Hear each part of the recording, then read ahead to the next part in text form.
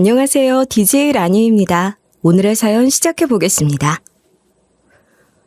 저는 올해 칠순을 맞은 백성희 할머니입니다. 여러분 안녕하세요.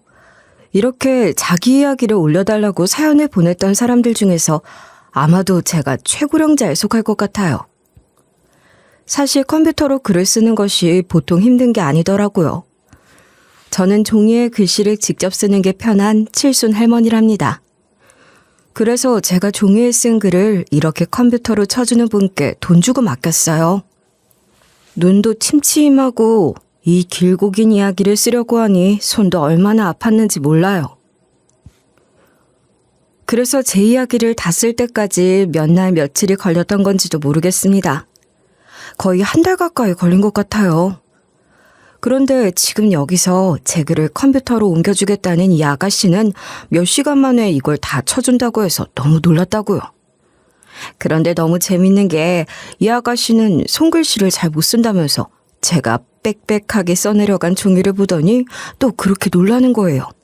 참 재미난 세상입니다. 칠순 할머니인 저는 이렇게 여전히 재밌는 게 참 많아요.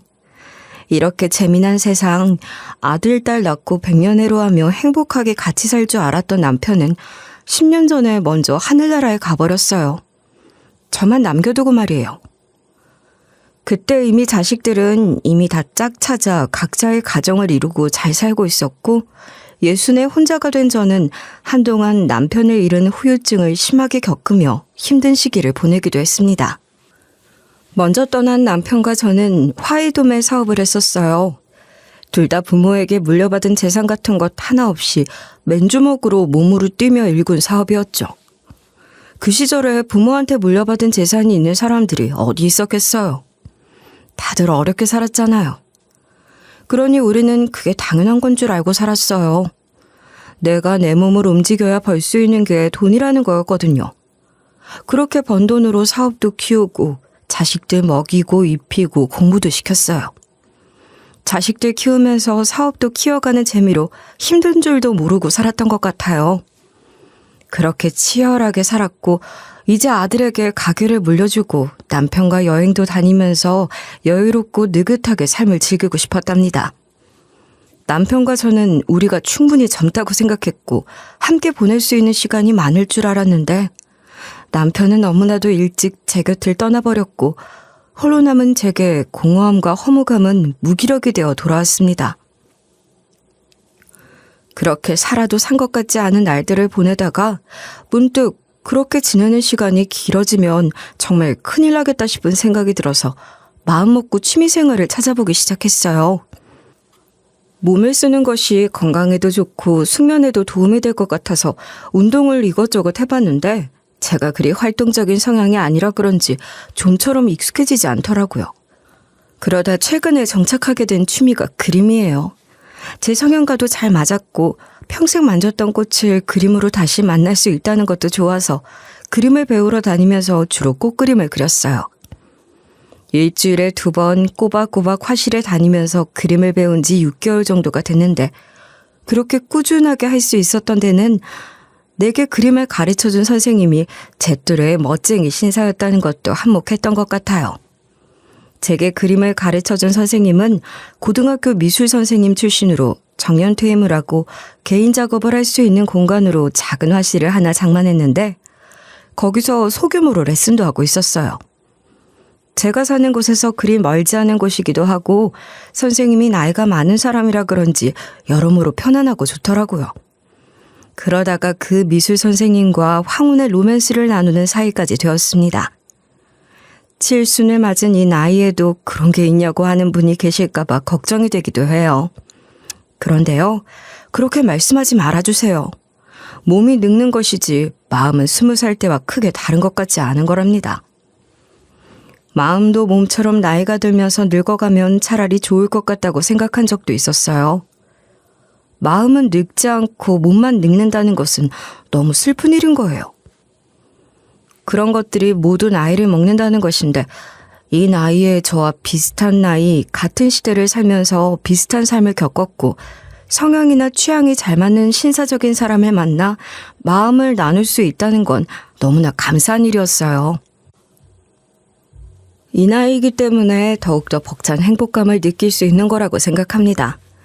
그래서 저는 칠순을 맞은 이 나이에 연애를 하고 있다는 걸 부끄러워하지 않을래요. 그런데 이 나이가 되어도 남들이 의식되는 건 어쩔 수가 없는 것 같더라고요. 사실 생각해보세요. 비슷하게 늙어가는 영감, 할머니 둘이 같이 다니는 것을 두고 누가 신경이나 쓰겠어요? 나이 많은 사람들에게는 관심도 별로 없잖아요. 같이 다닌다고 해서 저희가 부부가 아니라 이 나이에 연애하는 사이라는 걸 어느 누구도 알아채지 못할 텐데 그럼에도 불구하고 괜히 신경이 쓰이는 거죠. 뭐랄까, 괜히 떳떳하지 못한 느낌이 들어서 위축되고 주눅드는 것 같은 느낌이 있더라고요. 성혜 씨가 수줍어하는 모습이 소녀 같아서 내 눈에는 예쁘기만 하지만 성혜 씨 마음이 너무 불편해 보여요. 다른 사람들 신경 쓸 것 없어요. 우리가 부부로 보이지 않을 이유도 없지만 또 뭐 부부가 아니고 연애하는 사이로 본다 한들 그게 문제될 건 없는데 성혜 씨가 너무 위축되어 있으니 내 마음도 편하지가 않아요. 내가 어떻게 해주면 좋을까요? 그러게나요.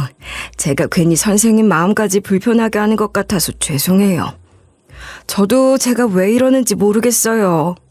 나쁜 짓을 하는 것도 아닌데 어쩔 수 없이 주눅이 들고 신경이 쓰이고 그렇더라고요. 이 나이에 연애를 할 수 있다는 게 얼마나 큰 축복인데 그걸 알면서도 마음처럼 잘 안 되는 것 같아서 저도 참 속상해요. 저도 제가 이렇게 소심한 사람인 줄 몰랐는데 제가 그냥 이런 사람인 것 같아요. 부부가 아니라는 것 때문에 성혜 씨가 그렇게 불편한 거라면 부부가 되면 되잖아요. 우리 결혼할까요? 부부가 돼서 그 누구 앞에서도 당당하게 손도 잡고 다니고 싶어요. 정식으로 법적인 보호자가 되어서 성혜 씨를 지켜주고 싶기도 합니다. 이 나이에 그런 제도가 필요할까 싶었는데 성혜 씨를 만나면 만날수록 지켜주고 싶다는 생각이 들어요. 미술 선생님은 체구도 크지 않고 평범한 사람이지만 목소리가 너무 포근하고 좋은 사람인데 그 목소리로 그런 말을 속삭여주니 세상이 다 제 것이 된 것 같은 기분이 들었어요. 저는 그렇게 재혼을 결심하고 자식들을 집으로 불러 그 사실을 알렸어요. 제가 괜히 떳떳하지 못하고 위축되는 것 같았던 데는 자식들의 눈치를 보게 된 것도 있었거든요. 그래서 누구보다 자식들에게 먼저 알리고 싶었죠. 애당초 자식들이 반색을 할 거라고 기대한 건 아니었지만 그래도 늙은 애미가 이 나이에 행복을 찾았다는데 말이라도 응원과 축하를 해주길 바라면서 말이에요. 그런데 생각보다 반발이 심하더군요. 솔직히 말하면 거의 생난리를 치는 수준이었습니다. 특히 아들놈이 하는 얘기들은 너무 잔인하고 아팠어요. 결혼이요? 아니, 나 정말 이해를 못하겠는데 엄마 나이에 무슨 남자예요. 결혼이라뇨. 어떻게 이러실 수가 있어요? 돌아가신 아버지가 관뚜껑 열고 나오시겠어. 엄마가 60만 됐어도 내가 안 이러겠다. 엄마 나이가 7순이에요, 7순. 아시죠? 7순 노모가 남자의 환장해서 재혼까지 한다고 하면 남들이 뭐라고 할 것 같으세요? 이건 엄마만의 문제가 아니지. 동네 창피하게 정말 왜 이러세요? 노망 나신 거냐 소리 나오기 딱 좋잖아. 아들은 이야기를 하면서 점점 더 흥분을 하는 것 같았어요. 급기야 이런 식으로 원색적 비난에 가까운 말들로 제게 큰 상처를 줬죠. 같은 여자로 엄마를 이해해주길 바랐던 딸마저도 부정적인 반응을 내비쳤어요. 아들이 그렇게 심한 소리를 한 후여서 그래도 딸은 제 편을 좀 들어주면 좋겠다고 생각했는데 딸 역시 그런 마음은 아니었던가 봅니다. 엄마도 엄마 인생에 있는 거니까 우리가 무슨 말을 한들 소용이 있겠나 싶긴 해. 전 그렇게 그분과 잘 지내고 싶으시면 차라리 그냥 동거 같은 것만 하시면 되잖아요. 굳이 시골리고 호적 정리까지 하면서 결혼이라는 걸 하셔야 하는 건 아니지 않나? 뭐 꼭 그렇게까지 하셔야 할 이유가 있어요? 그런 게 아니면 굳이 그럴 필요는 없을 것 같은데. 그냥 그렇게 같이 살기만 하겠다 하시는 거면 별말 안 할게. 오빠도 너무 그렇게만 말하지 말고 받아들이고 이해할 건 이해하지. 결혼만 안 하시면 되는 거 아니야? 딸은 제 딴엔 좋게 말하려고 애쓰는 것 같았지만 딸이 하는 얘기들도 제게는 똑같이 상처가 됐어요. 부정할 수가 없는 상처였죠. 그 와중에 제게 위로가 됐던 것은 며느리였어요. 며느리만 제 편에서 저를 이해해 주려고 하는 것 같았거든요. 당신이랑 아가씨는 정말 너무하다. 자식 맞아? 어머님이 지금까지 자식들 위해서 얼마나 열심히 사셨어. 그랬던 어머님이 아버님 돌아가시고 힘들어하실 때 우울증 오실까봐 얼마나 걱정했느냔 말이야. 그때를 생각하면 지금 어머님 모습 얼마나 보기 좋은지 몰라. 얼마나 다행이고 잘된 일인데 어떻게 둘 다 그런 식으로 얘기할 수가 있어? 어머님 성격에 결혼도 안 한 남자랑 손잡고 다니시는 것도 쉬운 일이 아니실 거야. 난 어머님 마음 충분히 알 것 같아. 그런데 무슨 동고 같은 소리를 하고 있는 거예요? 어머님 나이가 어때서 그러냐고. 우리나라 평균 수명이 몇 살인지 찾아봐요. 게다가 어머님 이렇게 건강하신데 남은 인생 얼마든지 누리고 사셔야지. 난 정말 당신이랑 아가씨가 무슨 생각으로 그런 얘기들을 하는 건지 모르겠어. 이해가 안 돼. 어머님, 자식들이 뭐라고 하든 상관하지 마시고 결혼식도 근사하게 올리시고 재혼하세요. 그리고 나서 그분이랑 당당하게 같이 다니면서 좋은 것들 많이 하세요. 어머님 행복이 제일 중요한 거예요. 전 어머님 응원합니다. 어떤 분이신지 궁금하니까 식사라도 하면서 그분 소개해 주세요. 며느리가 저를 대신해 아들, 딸에게 제가 하고 싶은 말을 해주는 것만 같았어요. 제 마음을 너무 잘 알아주는 며느리가 얼마나 고마웠는지 모릅니다. 그러나 며느리가 그렇게 말한들 아들이나 딸이 며느리 말을 귀담아 들을 리가 없죠. 귀담아 듣기는커녕 며느리한테까지 씩씩거리기나 하는 거예요. 며느리라 한 다리 건너 입장이다 이거지? 자기 엄마 아니라고 쉽게 말하지 마. 함부로 나서지 말란 말이야. 엄마도 괜히 이 사람 말에 혹하지 말아요. 누가 뭐라고 해도 우린 결사 반대고 더 들을 말도 없어. 그렇게 아시고 저는 그만 가볼게요. 서둘러 집에 가겠다고 나서는 모습을 보면서도 저는 아무 말도 하지 못했어요. 솔직히 할 수 있는 말이 없었습니다. 제가 뭐라고 하든 제 말은 아들과 딸의 반발심만 더 키울 것 같아서 도움이 되지 않을 거라고 생각했기 때문입니다. 저의 예상보다 훨씬 심한 반발이었지만 미수 선생님을 소개하고 얼마나 신사적이고 좋은 사람인지 보게 되면 그래도 좀 나아지지 않을까 하는 바람을 가지며 기다릴 수밖에 없었어요. 그렇게 마음 정리를 하고 집 정리도 하려고 하는데 딸이 핸드폰을 두고 간 게 보이는 거예요. 사이가 못 와서 아들네가 딸을 데려다 준다고 했으니 며느리한테 전화를 걸었죠. 며느리한테 전화를 걸었는데 분명 통화가 연결되었는데도 대답을 안 하더라고요. 몇 번이나 확인을 하고 여보세요, 애미야 몇 번을 불러도 아무 말이 없었어요. 그래서 설정이 뭐가 잘못되었나 보다 싶었어요. 제 친구들도 뭔 전화 자동받기 설정인가 그런 걸 알지도 못하고 설정해놔서 실수로 전화가 연결되었는데 대답도 없고 주변 소리만 들리거나 그런 적이 있었어서 그런 걸 알고 있었거든요. 그럴 땐 다시 걸면 제대로 받고 그러더라고요. 그래서 며느리도 뭐 그런 건가 싶어서 끊고 다시 걸어봐야겠다고 생각하던 찰나 엄마 정말 노망난 거 아니냐 하는 아들의 목소리가 들리는 거예요.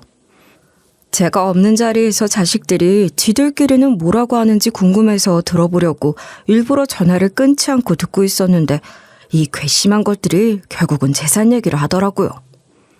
제대로 알아보지도 않고 재혼했는데 그 영감보다 엄마가 먼저 돌아가시면 어떡해? 그럼 엄마 재산 반이 그 사람한테 상속되는 거 아니냐고. 그 영감 그거 엄마한테 건물 있는 거 알고 계획적으로 접근한 거 아니야? 그러니까 말이야. 엄마는 아닌 밤중에 홍두깨도 아니고 갑자기 무슨 재혼을 한다고 이 난리를 치는 건지 모르겠어. 아, 골치 아파 죽겠어 정말. 진짜 너무한다. 결국 어머님 재산 때문에 그 난리 치면서 어머님한테 그렇게 모진 소리를 했던 거야? 우리 지금 살만하잖아. 그리고 어머님 아직 너무 건강하신데 유산 뭐 그런 얘기하는 거 아무렇지도 않아? 나중에 후회하지 말고 그런 얘기 그만해. 말로 듣는 죄도 큰 거야. 며느리만큼은 제가 없는 자리에서도 제 편을 들면서 아들, 딸한테 맞서는 걸 확인할 수 있었지만 아들과 딸에 대한 실망감이 너무 컸어요. 고얀 것들. 결국은 지들 몫으로 떨어지는 유산이 줄어들까봐 그난리를 치면서 제 재혼에 반대하고 나섰던 거잖아요. 결국 겨우 그 돈 때문에 그러는 거였으면서 그렇게 모진 말들로 제게 상처를 줬던 걸 생각하니 자식이고 뭐고 정말 몹쓸 것들이란 생각만 들었던 것 같아요. 얘기가 나왔으니 아들, 딸이 그렇게 지키고 싶어하는 제 재산에 대한 이야기를 여기서 좀 할게요. 사실 뭐 그렇게 대단할 것도 없어요. 경기가 한창 좋았을 때 죽은 남편과 저는 정말 열심히 일했었죠. 물 들어올 때 노져야 한다고 하잖아요. 그땐 진짜 잠자는 시간도 아깝다고 생각하면서 일했고 일한 만큼 돈으로 보상을 받을 수 있었던 것 같아요. 그러니 그게 얼마나 신나고 재밌었겠어요. 그때 그렇게 한창 열심히 벌어서 4층짜리 건물을 하나 사둔 게 있거든요. 아들과 딸이 말하는 유산은 바로 그 건물을 두고 하는 말이에요. 제가 죽으면 그 건물은 지들 것이 된다고 생각했겠죠. 남편 죽고 유산 정리하면서 아들한테는 남편과 제가 운영하던 화훼 사업체를 그대로 물려주면서 점포 명의도 아들 명의로 바꿨고 딸에게도 세를 놓고 있던 상가 하나를 줬어요. 원래 배우자 상속 지분이 제일 큰 거잖아요. 그리고 어차피 결국은 다 자식들 몫이 될 테고 또 죽은 남편의 뜻도 있었기 때문에 제일 큰 재산인 4층짜리 건물은 제 이름으로 했고 건물 말고 작은 상가를 사둔 게 있었는데 그건 딸한테 준 거죠. 그 정도면 이미 부모 덕을 충분히 보고 누리고 있는 거 아닌가요? 물론 비교를 하자면 한도 끝도 없겠지만 부모 도움 전혀 못 받는 사람들도 얼마나 많은데 그 정도면 자식들한테 해줄 만큼 해줬다고 생각했어요. 물려줄 수 있는 게 있다는 게 참 뿌듯하고 행복하다는 얘기도 죽은 남편과 여러 번 나눴었고 말이에요. 그런데 자식들은 제가 죽고 나면 받게 될 그 건물에서 지들 지분이 줄어들 걱정만 하고 제 삶이나 제 행복은 안중에도 없는 거 아닌가 말이에요. 그래요. 솔직히 말해서 미술 선생님이 제 재산을 노리고 접근하는 건 아닌지 저조차도 의심했던 적이 있어요. 그런데 그 미술 선생님이 그럴 이유가 없을 것 같더라고요. 아내와는 일찍 사별했고 딸 자식이 하나 있다는데 결혼해서 미국에 정착해서 잘 살고 있으면서 용돈도 자주 보내는 것 같았어요. 제가 그림을 배우러 다니는 작은 화실 하나를 운영하면서 소박하게 사는 사람인데 그것으로 충분히 행복한 사람이었어요. 그런 사람이 그 나이에 무슨 영화를 누리겠다고 저 죽기를 기다려 제 재산 가질 심산으로 저랑 결혼을 하려고 하겠는가 말이죠. 그렇게 저는 미술 선생님의 진정성에 대해서는 어느 정도 확신을 갖고 있었던 것 같아요. 그랬는데 자식들이 괘씸한 속내까지 알게 된 거잖아요.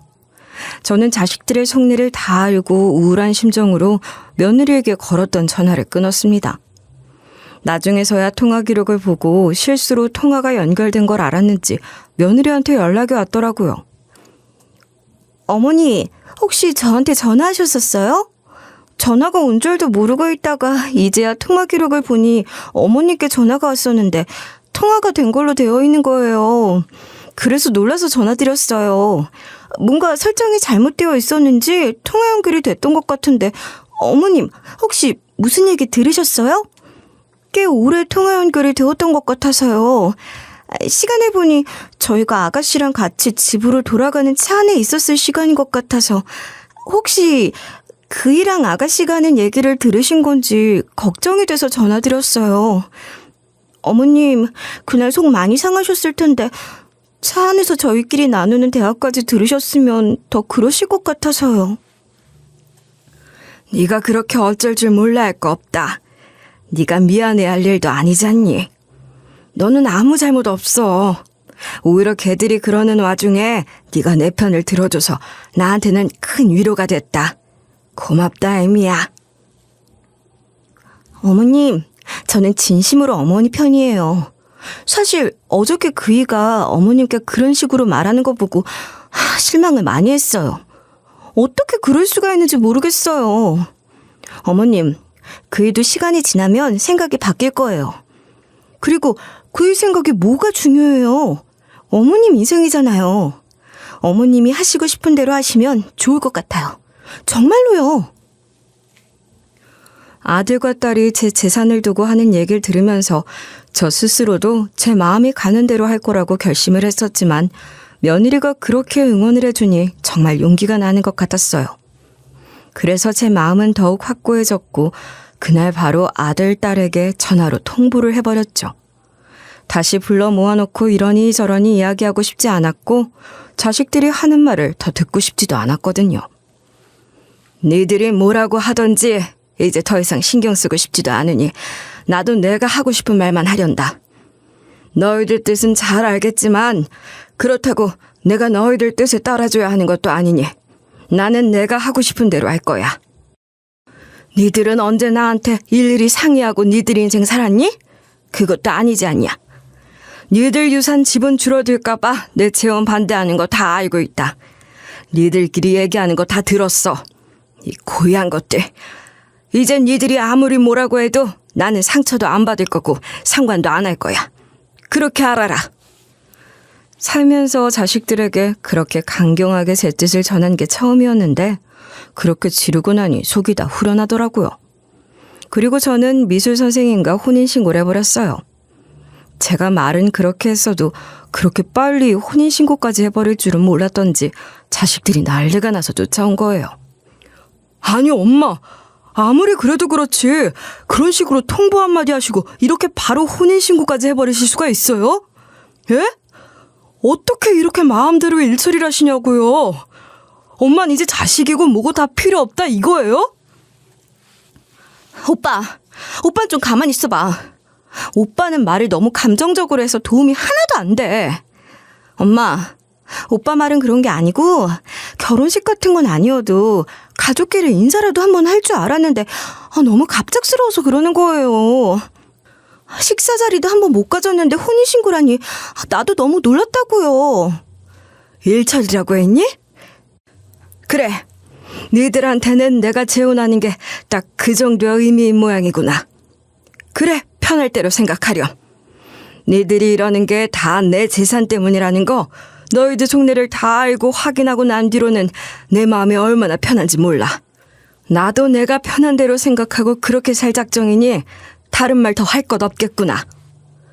엄마, 무슨 말씀을 그렇게 하세요? 우리가 아무리 엄마 재산 때문에 이러겠어요? 물론 그런 걱정을 안 한 게 아니지만 그게 어디 우리 이속만 챙기자고 하는 거냐고요. 어떤 사람인지도 모르는 사람한테 잘못 걸리는 건 아닌가 싶어서 걱정하는 우리 마음을 정말 몰라요? 말씀을 왜 그렇게 하세요? 아들도 딸도 그렇게 펄쩍 뛰었지만 이미 진실을 다 알고 있는 제게는 자식들이 길길이 날뛰는 것이 그리 신경이 쓰이지 않았어요. 더 하고 싶은 말도 없었죠. 원래는 미술 선생님을 자식들에게 소개하면서 재혼 소식을 알리려고 했었어요. 그런데 그러지 않길 잘한 거 아니겠어요? 그랬으면 어쩔 뻔했냔 말이죠. 자식들이 미술 선생님을 그렇게 생각하고 있다는 게 너무 미안했어요. 그리고 재혼을 계기로 며느리를 다시 보게 됐답니다. 사실 며느리랑 처음부터 사이가 그렇게 좋았던 건 아니었거든요. 제가 느끼기에 며느리는 지나치게 계산적이고 정이 없다고 해야 하나. 그렇게 마음을 따뜻하게 쓰는 아이는 아니었어요. 좀 차가운 아이라고 생각했던 것 같아요. 그래도 좋고 싫음이 분명한 성격은 장점이라고 생각했고 부모 재산에 헛된 기대를 하지 않는 모습은 기특하다고 생각했죠. 그러다가 남편이 죽고 제가 무력함으로 힘들어하다가 취미생활을 하면서 조금씩 나아가기 시작할 무렵부터 부쩍 제게 싹싹하게 자라기 시작했던 것 같아요. 제게 그 화실을 추천해준 것도 며느리였어요. 그래서 여러모로 며느리에게 고마웠고 마음이 많이 갔습니다. 며느리 입장에서도 자기가 소개한 화실에서 만난 미술 선생님과 제가 재혼까지 한다고 하는데 자식들이 다 저렇게 반대를 하고 있으니 마음이 쓰였던 모양이더라고요. 왜 안 그랬겠어요?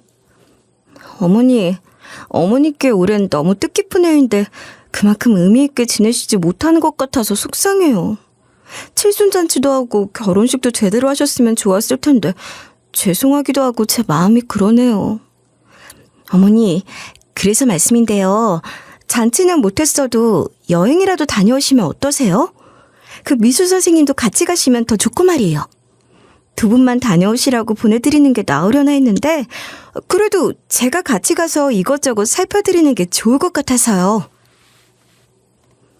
아이고, 여행은 무슨 여행이야. 애미야, 네 마음만으로도 고맙구나.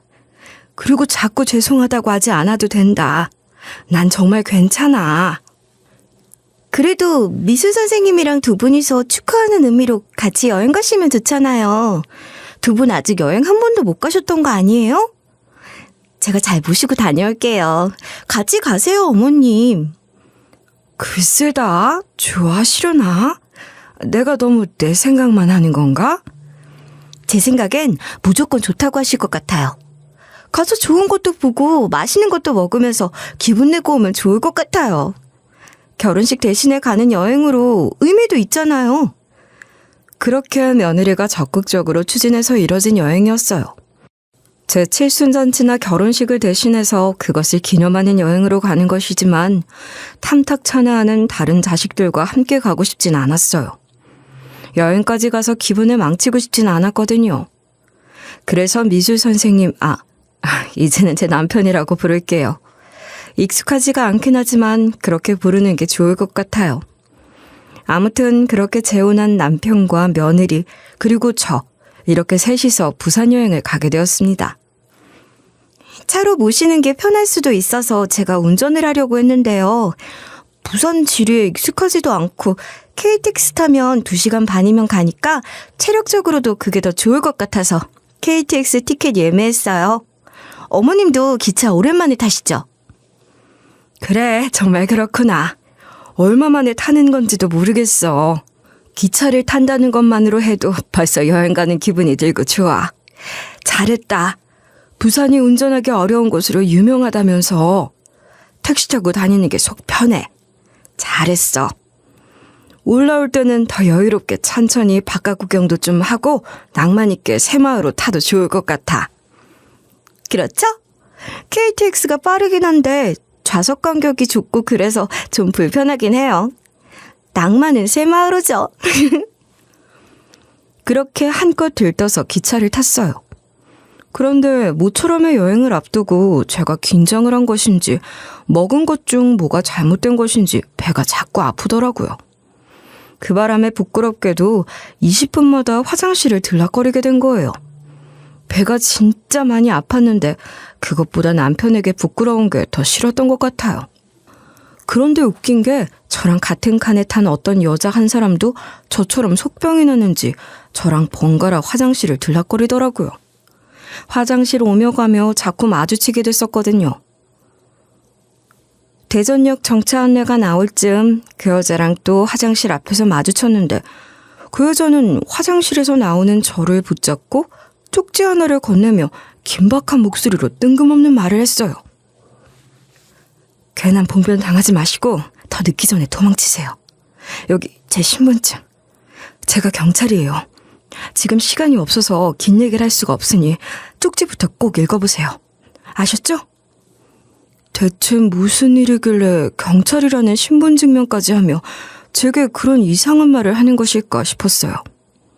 그 여자는 자기가 어디 경찰서에서 일하고 있으니 혹시라도 도움이 필요하면 찾아오라는 말로 마지막까지 제 걱정을 하면서 대전역에서 내리더군요. 그 여자가 주고 간 쪽지의 내용은 이랬습니다. 길게 이야기할 수 없을 것 같아서 쪽지로 씁니다. 우지랖일 수 있지만 할머니랑 같이 온 며느리와 남자분이 보통 사이가 아닌 것 같아요. 광명역에서부터 같이 기다리고 있어서 듣게 됐는데 할머니가 화장실에 가셨을 때 그 둘이 하는 이야기를 들었습니다. 빨리 처리하자, 없애자, 그런 이야기였어요. 아무리 생각해도 그냥 지나칠 수 없어서 쪽지로 알려드립니다. 지나가는 사람 이야기라고 흘려듣지 마시고 제발 조심하세요. 그 두 사람 경계하시고 가능하시면 그 두 사람으로부터 멀리 도망치시는 게 좋을 것 같아요. 저는 대전역에서 내려야 하기 때문에 걱정스러운 마음 이렇게 전달드립니다. 그 쪽지를 읽는데 거짓말이 아니고 손이 덜덜 떨리더라고요. 경찰 신분증까지 보여주며 허튼 소리가 아닌 것을 증명하고 싶어 하긴 했지만 어쨌거나 누군지도 모르는 처음 보는 남인 거잖아요. 머리로는 그런 남의 이야기만 듣고 남편이랑 며느리를 의심하는 건 말도 안 된다고 생각하고 싶었지만 마음이 그렇지 않더라고요. 따지고 보면 남편이나 며느리도 피를 나눈 가족은 아닌 거 아닌가요? 게다가 아무 상관도 없는 사람이 그 정도 정성까지 보여가며 이런 얘기를 해준다는 게 예사스럽진 않았던 거예요. 그 여자 경찰은 제게 쪽지만 남기고 대전역에서 바로 내렸기 때문에 저는 혼란스러운 마음을 혼자서 다스려야 했습니다. 자리로 돌아와 앉아있는데 마음이 너무 불편하고 불안이 엄습해오는 느낌이었어요. 배 아픈 것도 싹 잊을 만큼 심각했죠. 아무래도 그 여자 경찰의 말을 무시할 수는 없다고 생각했고 그렇다고 며느리나 남편에게 대놓고 물어볼 수도 없었어요. 그건 뭐 아무 소용없는 일인 거 아니겠어요? 그 여자 경찰 말처럼 정말 저한테 무슨 해코지를 할 작정이었다면 제가 그렇게 묻는다고 한들 고지고대로 그렇다고 하겠냔 말이에요. 생각이 그렇게까지 미치고 나니 당장이라도 기차에서 내려야겠다는 생각만 들었습니다. 그렇다고 달리는 기차에서 뛰어내릴 순 없었는데 다음 정차역이 신경주역이더라고요. 그래서 그때까지 기다렸다가 또 화장실에 가는 것처럼 자리에서 일어나 남편과 며느리 몰래 기차에서 내려버렸죠. 그리고는 바로 아들과 딸에게 연락을 했어요. 괘씸하고 고얀 것들이지만 그런 상황에서 연락할 수 있는 건 그래도 제 자식들이었으니까요. 손이 계속 떨려서 문자를 제대로 입력하지도 못하겠고 그렇다고 말로 뭐라고 설명을 해야 하는 건지 머리도 잘 안 돌아가는 거예요.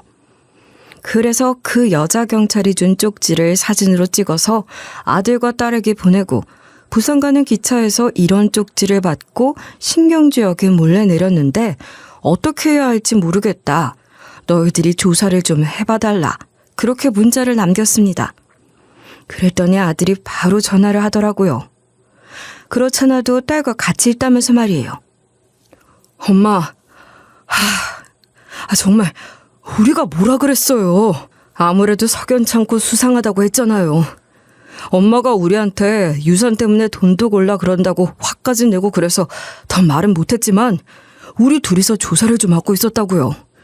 근데 딱히 나오는 게 없어서 기분 탓이었나 싶었는데 마누라랑 연관이 있다고 하니 지금 집에 가서 수상한 게 있지는 않은지 조사를 좀 해볼게요. 신경주역이라고 하셨죠? 거기 역사 안에 계세요. 사람들 많은 곳에 계시는 게 안전할 것 같아요. 금방 다시 전화드릴게요. 저는 어디로 갈 생각도 할 수 없었고 아들 말대로 그렇게 신경주역에 앉아서 전화를 기다리고 있었어요. 아들이 다시 전화를 해오기까지는 그리 오래 걸리지 않았습니다. 엄마, 우선 신경주역에서 서울역 오는 KTX를 예매했으니까 당장 그 기차 타고 서울로 올라오세요. 자세한 건 만나서 얘기해요. 우리가 엄청난 걸 찾은 것 같아요.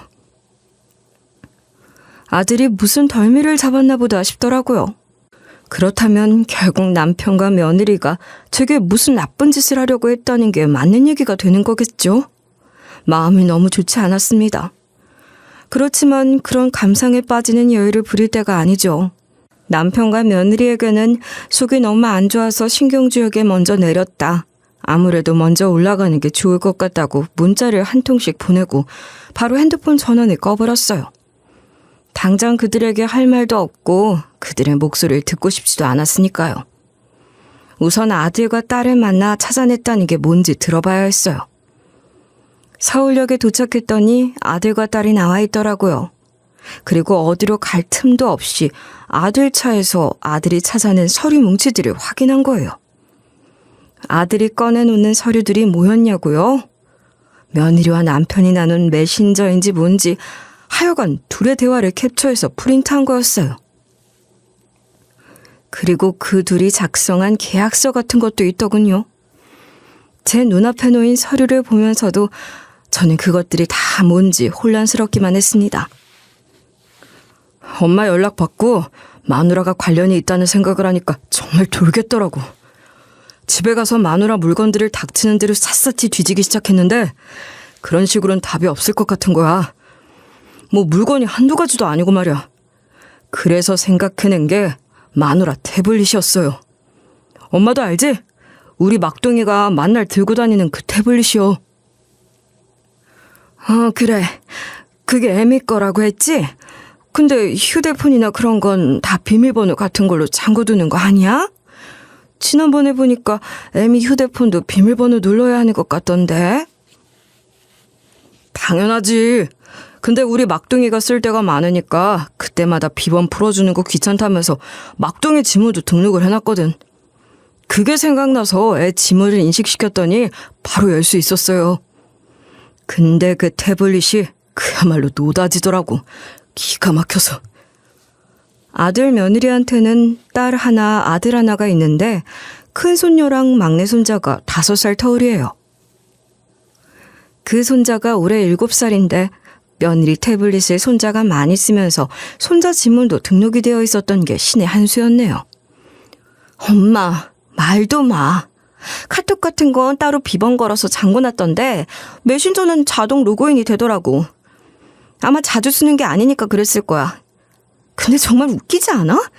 카톡으로 얘기하는 게 훨씬 편할 텐데 일부러 그런 메신저를 통해서 얘기한 거잖아. 둘이 아주 은밀하게. 그러니까 말이에요. 그 메신저는 대화 내용 같은 걸 제공 안 하는 걸로 유명한 거거든. 그래서 무슨 불륜이나 이상한 동영상 같은 거 주고받는 용도로 많이 쓰는 거라고 하던데 그걸로 둘이 대화를 나눴더라고. 그것도 정말 생각할수록 빡치는 거야. 아들과 딸은 행문에서 제게 며느리와 남편의 대화 내역을 보여줬어요.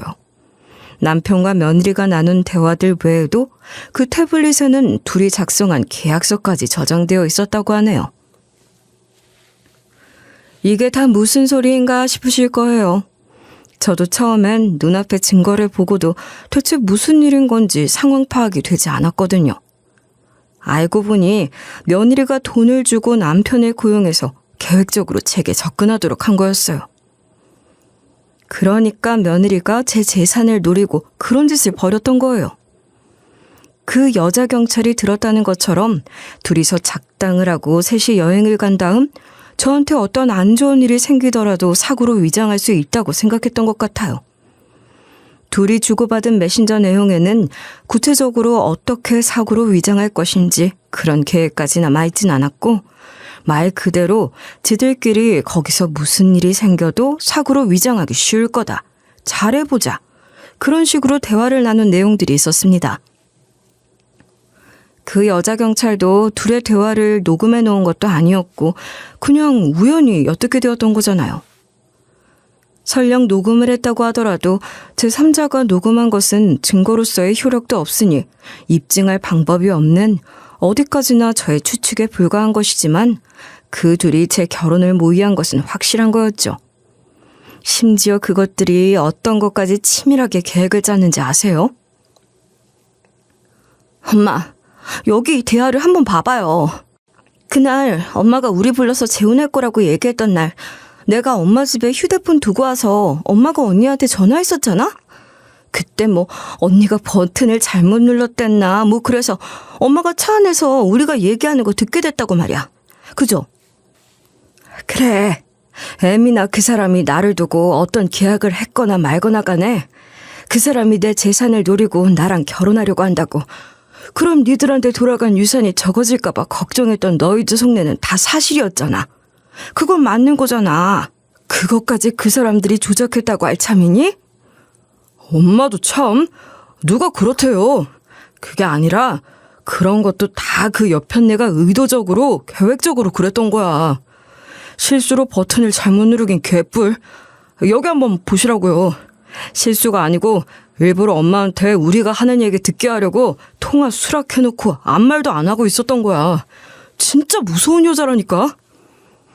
아들과 딸의 말처럼 그 메신저 대화 내용 중에는 딱 타이밍 좋게 전화가 걸려오길래 일부러 전화가 저절로 받아진 것처럼 잠자코 있으면서 그 대화 내용 다 듣게 했다. 뭐 그런 내용이 있더라고요. 날짜도 그 즈음이 맞고요. 생각할수록 소름 끼치는 일이었습니다. 며느리 그년이 얼마나 치밀하게 오랫동안 그런 일들을 계획하고 실행에 옮겼는지를 생각하면 정말이지 소름 끼치고 치가 떨리는 일이었어요. 언제부터 그런 마음을 먹었는지 모르겠지만 제 생각에는 그런 마음을 어렴풋하게라도 먹고 난 다음부터 제게 부쩍 싹싹하게 굴면서 자라기 시작했던 게 아닌가 생각해요. 그렇게 저와 좋은 관계를 쌓아놓고 재혼 문제 터졌을 때 전적으로 제 편을 들어주며 저를 이해하는 것처럼 해서 신뢰까지 확보한 거죠. 자식들보다 시어머니 행복을 생각하는 착한 며느리. 세상에 둘도 없는 효부 이미지로 말이에요. 보통 무서운 년이 아니다 싶었습니다. 그렇지 않나요?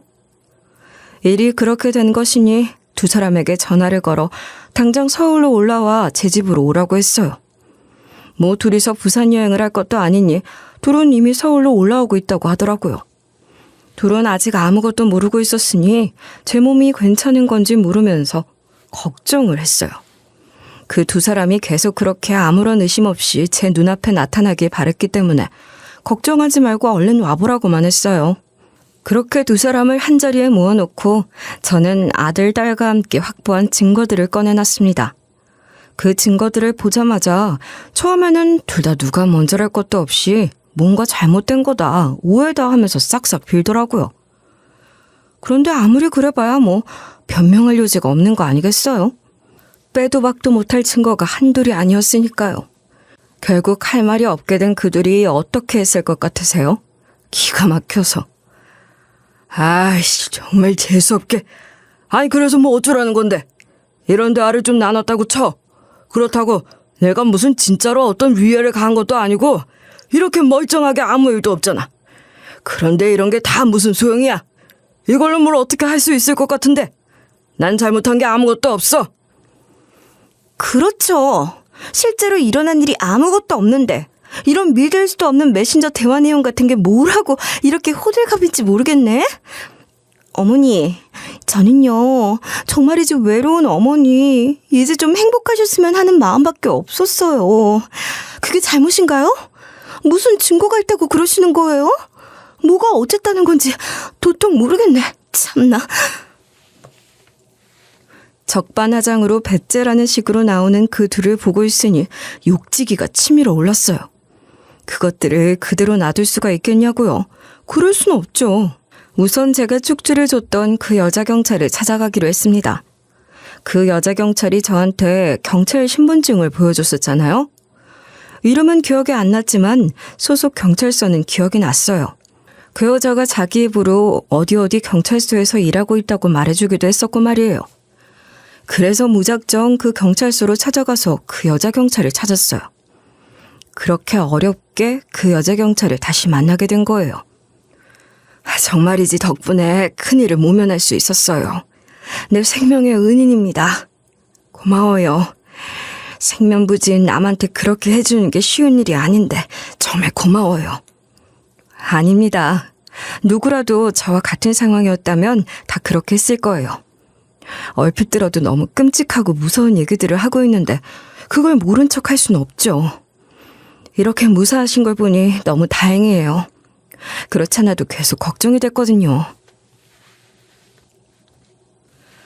경찰관님 덕분에 내가 이렇게 멀쩡한 거라고. 정말 고마워요. 그건 그렇고 내가 그것들을 제대로 응징을 해야 하는데 어떻게 해야 하는지 모르겠어요. 막막한 마음에 혹시라도 도움을 받을 수 있을까 싶어서 이렇게 찾아온 거예요. 세상에, 설마 했는데 진짜 할머니 며느리가 맞는 거였군요. 며느리와 재혼한 남편이 짜고 해코지하려고 했다는 게 정말 너무 무서운 일이네요. 그런데도 그 사람들은 어쩜 그렇게 뻔뻔한 태도로 나올 수가 있죠? 무릎 꿇고 엎드려 사죄를 해도 모자라는 일일 텐데 너무 기막힌 일입니다. 제 담당 관할 지역에서 일어난 일이 아니기 때문에 제가 직접 그 일을 사건화해서 맡을 순 없어요. 그렇지만 고소를 진행하시게 되면 제가 증인으로 나서서 진술만큼은 확실하게 해드릴게요. 제가 현직 경찰이잖아요. 그리고 제가 또 근무평가도 아주 좋게 받고 있거든요. 그러니까 제 증언이 도움이 되실 거예요. 우선 바로 변호사 상담부터 받아보시는 게 좋을 것 같아요. 그래서 저는 바로 변호사를 찾아갔습니다. 상담을 받아보니 인간 같지도 않은 그 두 인간들 말이 영 틀린 말은 아니더라고요. 직접적으로 어떤 행위가 일어났던 것이 아니고 그런 행동을 작당하고 계획했다는 증거조차 구체적인 것이 없었기 때문에 그들의 행위를 범죄 행위로 판단해 죗값을 묻는다는 것이 현실적으로 어려운 일인 거예요. 분명히 이런 일까지 다 생각해서 그렇게 조심을 하고 단도리를 했던 게 아니겠어요? 너무 약이 올랐어요. 제가 할 수 있는 건 이혼소송인데 이혼소송만큼은 승소할 가능성이 높다고 해서 바로 이혼소송을 진행하기로 했습니다. 그리고 이혼소송은 저만이 아니라 아들도 함께 진행할 것 같아요. 막내 손자가 어리기도 하고 그래서 일단 아들이 이혼 얘기를 하고 별거를 하려고 집에서 나와 있는 상황이긴 한데 그런 여자랑 어떻게 더 같이 살 수 있겠습니까? 아들도 곧 제대로 된 이혼소송을 진행하려고 해요. 그렇게 되니 며느리녀는 진짜 이혼당하게 될 것 같아 겁이 났는지 매일같이 저를 찾아와서 변명을 늘어놓으며 빌고 있어요. 어머니, 전 정말 억울해요. 그 미술 선생이 먼저 어머님 재산에 눈독을 들이고 저한테 접근한 거라니까요. 자기가 마음만 먹으면 단박에 어머님 꼬셔서 재산 다 가로챌 수 있다고 말이에요. 그러니 시작 단계에서 조금만 도와달라고 접근해서는 그런 계약서까지 내밀더라고요. 말도 안 된다고 생각했지만 큰돈에 순간적으로 현혹됐어요. 어머님, 제가 정말 잘못했습니다. 돌이킬 수 없는 잘못을 저질렀어요. 그렇지만 그렇게 계약까지 하고 나니 겁도 나고 바로 후회를 했어요. 그래서 제가 잘못한 일들을 바로잡고 싶었다고요. 그럴 작정이었어요. 어떻게 보면 저도 그 사람한테 속은 거예요. 예, 넌 아직도 내가 그렇게 웃음니? 어디서 그런 가짜 뉴스를 부리는 거야? 그게 나한테 먹힐 리가 있니? 그 사람은 안지 얼마 되지도 않았고 그냥 이혼하고 위자료 치르는 걸로 벌 준다 생각하면 그만이야. 난 벌써 다 잊었어. 그렇지만 너는 내 며느리 아니니? 가족으로 산 인연이 몇 년인데 어떻게 이런 짓을 저지르니? 그러니 애비도 너 같은 애랑 어떻게 같이 살 수가 있겠어? 나도 애비 뜻이랑 같아. 네가 아무리 나를 찾아와서 애걸복걸해도 달라지는 게 없다는 거야. 위자료도 네가 내야 할 거고 양육권 같은 것은 꿈도 꾸지 마라. 네가 지은 죄니까 네가 제대로 받아야 할 게야. 이렇게 네 얼굴 상대하는 것도 너무 싫다. 그러니까 다시는 찾아오지 마라.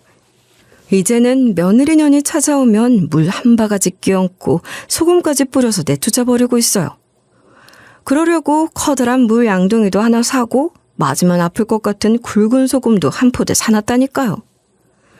이번 일을 겪으면서 제 인생은 저 스스로 지켜야 한다는 생각이 더욱 확고해졌어요. 제 인생의 행복을 다른 사람에게 의지할 수 없는 거죠. 며느리년과 그 사기꾼 놈의 죄를 밝혀내기까지 아들과 딸이 힘이 되긴 했지만 제 자식들에게도 큰 기대를 하면 안 된다는 걸 뼈저리게 깨닫게 된 거라고 할 수 있을 것 같아요. 그리고 저의 재혼 상대라는 공통의 적이 있으니 아들, 딸이 저렇게 한 마음으로 뜻을 모았겠지만 나중에 제 유산을 두고 둘이서 싸우지 말란 법도 없는 거 아닌가 말이에요. 그런 생각을 하니 그래서는 안 되겠다 싶은 거죠. 자식들한테 물려줄 수 있는 게 있어서 다행이고 행복하다고 생각했는데 이게 이렇게 큰 문제가 될 줄은 정말 몰랐습니다. 제가 이 재산을 갖고 있는 게 문제인 것 같은 거예요. 그러니 물려줄 재산이 없다고 자식들한테 분명히 말하고 제가 살아있는 동안 이 돈 다 쓰고 갈 작정으로 살려고요. 아들, 딸은 제가 충격이 심해서 그런가 보다 어쩌고 저쩌고 하면서 설마 하는 것 같던데 다시 한번 확인사살 시켜줬어요. 재산 놓고 자식들이 싸우는 꼴까지 보게 하려고 그러니? 나는 그런 꼴까지 보고 싶은 마음이 전혀 없어. 그러느니 차라리 내가 다 쓰고 죽을란다. 내가 돈을 쓸 줄 몰라서 안 쓰고 산 거 아니야. 쓰려고 작정하면 까짓 얼마든지 쓰지. 아무렴 우선 남극 크루즈부터 예약했다. 세상에 아직 내가 못 본 게 얼마나 많은데 그거 다 구경하고 못 먹어본 것도 다 먹어보고 즐길 만큼 즐기고 살 작정이야.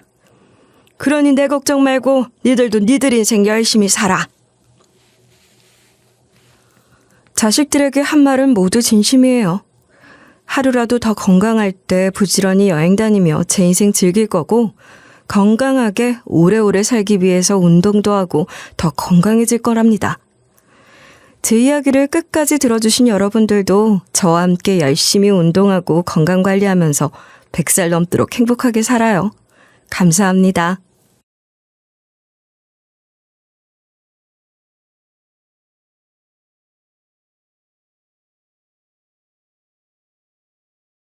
안녕하세요. DJ 하늘입니다. 오늘의 사연 시작해 보겠습니다. 안녕하세요. 저는 40대 직장인 여성인데요.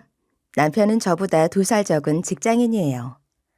저희 부부는 공부 잘하고 말도 잘 듣는 아들 하나 키우면서 잘 살고 있습니다. 남편은 어떤 사람이냐고요? 남편이 저한테 잘하고 집안일도 잘 돕고 아들하고도 잘 놀아주는 가정적인 사람인데요. 여기서 문제는 남편이 구두쇠라는 점이었죠. 결혼 전까지는 남편이 그렇게까지 알뜰한 줄 몰랐어요. 그런데 신혼이 되자마자 우리 부부는 돈 관리를 누가 할지 언쟁이 좀 있었거든요. 처음에는 제가 이런 이야기를 꺼내며 경제권을 가지고 오려고 했죠. 우리 이제부터 월급 통장 관리는 어떻게 할까? 각자 관리하는 것보다 내가 회사에서도 격리일을 하고 있으니까 내가 돈 관리하는 게 나을 것 같은데. 저는 남편이 각자 관리하자고 하거나 제게 맡길 줄 알았거든요. 의외로 남편이 이런 제안을 하더라고요. 내가 관리하는 게 나을 것 같은데. 당신 저번에 회사에서 격리 업무 실수해서 혼난 적 있다며. 차라리 내가 관리하는 게 낫지 않아? 나는 뭐 결혼하기 전에 나 스스로 1억이나 모은 사람이야. 남편이 재테크 관리에 능숙해서 혼자서 결혼 자금을 모으긴 했었거든요. 저도 남편의 그런 부분이 너무 멋있어서 매력으로 다가왔었죠. 남편의 똑똑함과 능력 때문에 결혼을 결심했기에 남편이 이렇게 말을 했을 때 반쯤 넘어갔던 것 같아요. 내가 돈 관리에 빠삭하니까 나한테 전적으로 맡겨. 내가 계속 재테크 공부하고 있는 게 있어서 단기간에 1억 모을 수 있을 거야. 이런 식으로 호언장담하길래 남편한테 제 통장 관리까지 맡겼는데요. 그동안 전 남편에게서 용돈 받으면서 살아온 거죠. 우리 둘 다 돈을 벌고 있어서 그리 궁핍한 상황이 아니었거든요. 저희 부부가 아들을 낳아서 키우면서 그렇게 많은 세월을 보냈는데 남편이 허구한 날 아끼자고 하면서 어떻게 했는지 아세요? 제가 집으로 들어오자마자 물티슈 조금 쓰고 휴지 조금 쓰니까 남편이 이러더라고요. 물티슈를 한 번 쓰고 빨아서 썼어? 휴지 쓸 때마다 몇 칸 썼는데. 그리고 당신 되도록 물티슈 쓰지 말고 행주로 닦아. 휴지도 쓰지 말고 그냥 물로 씻어.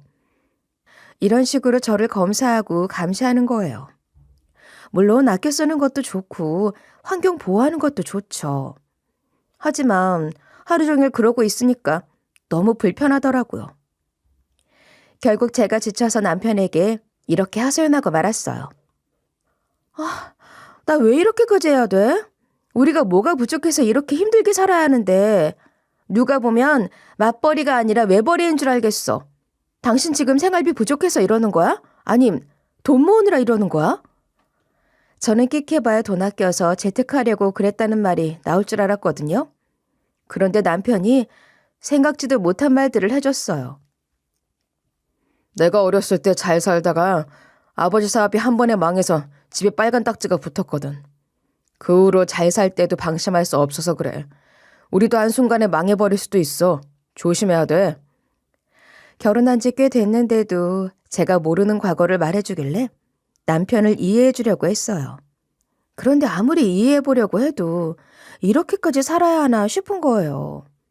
남편 때문에 아침이나 낮에는 무조건 불을 끄고 있어야 한다는 규칙이 생겼는데 비 오는 날에도 그래야 했어요. 장마가 오는 날 너무 어두워서 불 좀 켜려고 하면 남편이 저한테 이러는 거예요. 설마 지금 불 켜려고? 당신 지금 몇 시인지 알아? 벌건 대낮에 무슨 불을 켜? 아무리 장마라도 낮은 낮이잖아. 자 봐. 여기서 빛 들어오네. 남편이 이러길래 속이 부글부글 끓어서 금방이라도 폭발할 것 같았어요. 이런 식으로 결혼 생활 내내 구두쇠 짓거리를 하는데 여러분이라면 받아줄 수 있겠어요? 화가 머리끝까지 날랑말랑하고 있었을 때 남편이 이보다 더한 짓거리를 해대더라고요. 아들 녀석이 갑자기 핸드폰을 하다가 남편이랑 제 쪽으로 오더니 이리 말하는 거예요. 엄마, 아빠, 인터넷에서 킹스베리라고 엄청 큰 딸기를 봤는데 그거 먹어보고 싶어. 그거 사주면 안 돼? 그거 이번에 사주면 수학 공부 열심히 해서 수학시험 100점 맞아올게. 아들이 먼저 뭐 사달라, 뭐 갖고 싶다고 말한 적이 거의 없어서 사주고 싶었어요. 게다가 아들이 제일 못하는 수학시험을 100점 맞아오겠다고 하잖아요. 한국에 없더라도 어떻게든 구해서 사주고 싶더라고요. 남편도 저랑 같은 마음이었는지 인터넷에 검색해보고 있었는데요. 저도 검색해봤는데 확실히 그냥 딸기보다는 비싸긴 했어요. 그런데 남편이 잠깐만 기다려보라고 하더니 핸드폰 타자를 막 두드리기 시작하는 거예요. 남편이 뭐 하나 들여다봤는데 중고거래하는 사이트에 이런 글을 올리고 있는 거 있죠? 혹시 킹스베리 파는 곳 있나요? 아들 말로는 엄청 큰 딸기라고 하네요. 아픈 아들이 갑자기 먹고 싶다고 하는데 파는 곳이 없어요. 일단 동네 돌아다니고 있는데 아무리 찾아도 없네요. 아들이 워낙 연약하게 태어나서 먹는 것도 안 좋아하고 늘 누워만 있는데 처음으로 먹고 싶다고 한 거라서 사주고 싶네요. 제가 없다고 하니까 먹고 싶다고 오는데 너무 마음이 안 좋아요. 우리 아들은 아프지도 않고 사지 멀쩡해요. 사람들한테 동정심 얻어서 거짓말을 하고 있길래 제가 정색을 하며 물었죠. 당신 지금 뭐 하는 거야? 우리 아들 아픈 것 없이 멀쩡한데 왜 그런 거짓말을 해? 우리가 딸기 살 돈도 없는 것도 아니잖아. 킹스베리가 무슨 10만 원짜리도 아니고 한번 사주고 말면 되지 이렇게까지 할 짓이야? 그러니까 남편이 뭐라 했는지 아시나요? 자존심이 상하거나 주눅들지도 않고 아주 당당하게 이런 소리를 짓거리더라고요. 우리 애가 면역력이 약해서 잔병치레가 좀 있긴 하잖아. 뭘 또 그래? 킹스베리 같은 것에 돈 쓰면 안 돼. 그냥 딸기 먹으면 되지. 이런 거 전부 다 사치야. 내가 공짜로 먹게 해줄게. 기다리고 있어봐. 진짜로 동네 이웃하고 연락이 닿았는지 문자 나눈 내용을 보여주더라고요. 문자에 진짜 이런 내용이 담겨 있는 거예요. 저도 아픈 자식이 있어서 마음이 쓰이네요. 아버님도 이러고 싶지 않을 텐데 얼마나 고민하고 썼겠습니까. 한때 힘든 시기가 있었기에 저도 돕고 싶습니다. 저희 동네에서 킹스베리 팔던데 그거 하나 사서 가겠습니다. 뭐도 필요한 거 있으신가요? 이렇게 어떤 이웃이 남편을 불쌍하게 생각하면서 사주겠다고 했대요. 남편이 신나서 그걸 얻어갖고 오는 거예요. 자기가 어떻게 연기를 했는지 설명을 해줬거든요. 남편이 가장으로서 수치스럽지도 않은지 이런 말까지 다 해주더라고요. 내가 여기 이 아파트에서 만나면 덜 불쌍해 보이니까 여기서 좀 떨어진 허름한 아파트에서 만났거든. 옷도 일부러 좀 오래된 옷 입고 가니까 엄청 안쓰럽게 보던데. 집에 있는 과자도 챙겨왔다면서 아들 주라고 하더라. 이러면서 주머니에 넣어놓은 과자들을 하나씩 꺼내놨어요. 그 모습을 보고 있는데 제가 어찌나 다 창피하던지요. 남편은 거지 취급을 받아도 아무렇지 않나 봐요. 남자가 되어가지고 자존심도 없는지 도무지 이해가 되지 않았죠. 아들 녀석도 저랑 같은 생각인지 작은 목소리로 이랬거든요. 엄마, 아빠 창피해. 아빠 다음엔 그냥 킹스베리 안 사줘도 되니까 그러지 마. 이러는데 제가 남편한테 적당히 하라고 해도 안 듣더라고요. 킹스베리도 아들 녀석 몇 개 먹지도 않았는데 남편이 어찌나 먹는 속도가 빠르던지 개는 감추듯 먹어버렸어요. 그래서 제가 아들 친정집 데려가서 남편 몰래 킹스베리 사서 먹였습니다. 남편이 너무 얄밉고 철없게 느껴져도 뭐 어쩌겠어요. 그 부분만 빼면 정말 좋은 사람이었으니까요. 짠돌이나 다름없는 남편이 뭐가 좋냐고요? 제가 갑자기 아파서 쓰러진 적이 있었거든요. 식은땀이 쭉 나면서 눈앞이 점점 흐려지더니 진짜 아사직전 사람처럼 천천히 무너져 내렸어요. 그때 마침 남편이 있어서 다행이었죠. 남편이 화장실에서 있다가 저를 발견하고 뛰쳐나오더니 이리 울부짖더라고요. 여보, 안 돼. 정신 차려. 갑자기 왜 이러는데? 어디 아픈 거야? 어? 흐릿해진 시야로 남편이 경악하는 모습을 봤거든요. 일단 남편이 119를 불렀는데 구급대원이 들어오는 시간을 아낀다고 남편이 저를 얻고 아파트 밖까지 뛰쳐나갔어요. 덕분에 더 빨리 병원에 도착해서 제 상태가 금방 수습된 것 같아요. 링거를 맞고 정신 차리니 병원에서 이런저런 검사를 받은 다음에 진료실로 들어갔는데요. 그런데 의사가 이런 말씀을 해주시더라고요. 미주신경성 실신 때문에 쓰러지신 겁니다. 게다가 간까지 안 좋아서 어깨랑 목이 뻐근하고 쉽게 피곤해지시는 거예요. 미주신경성 실신에는 약이 없어서 일단 간약만 처방해서 가세요. 남편이 화장실 간 사이에 혼자 있다가 쓰러진 거라서 머리를 부딪히는 바람에 꿰매기까지 했는데 그 비용을 남편이 다 내줬어요. 이제 좀 살만해서 제가 농담 삼아 이건 안 아깝냐고 물어봤거든요. 그러니까 남편이 정색을 하면서 이리 말하더라고요. 아깝긴 뭐가 아까워. 이럴 때 쓰려고 내가 그동안 아껴왔는데 당신한테 쓰는 건 하나도 안 아까워. 아파서 실려온 사람이 그런 소리 하지 마. 병원에서조차 아끼려고 야단을 피울 줄 알았는데 남편이 의외의 모습을 보여줘서 그건 좀 고마웠어요. 짠돌이 같아서 짜증나게 하던 남편도 쓸 때가 있구나 싶었죠. 그런데 제가 남편을 착각해도 단단히 착각했나 봐요. 그동안 남편이 주말에도 출근해서 돈을 벌어왔거든요. 전 남편이 그렇다니까 의심을 안 하고 있었는데 친구를 만난 뒤로 남편이 이상해 보이기 시작했어요. 그날은 황금 같은 주말이었고 모처럼 약속이 잡혀서 남편에게 아들을 맡기고 나왔는데요. 오랜만에 친구를 만나는 날이었어요. 늘 남편 때문에 짜증나 있던 친구가 그날따라 홀가분해 보이더라고요.